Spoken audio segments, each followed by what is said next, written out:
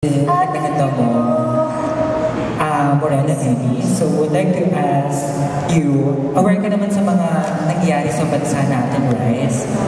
So, our country is facing social and political issues these days.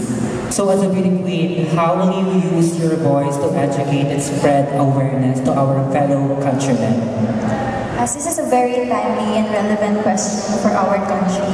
And as a Mudya and also a citizen of the Philippines, I will use especially the social media as this is the strongest tool that we have right now. But to use social media, we have to be keen and responsible. So to be able to use my voice, I will share facts, of course, that is backed up with credible evidences that will surely can open the minds of other people. Because as a beauty queen also, we always say that we will use our voice, we will be the voice of the people, but I think now that regarding with our situation, this is the time to walk the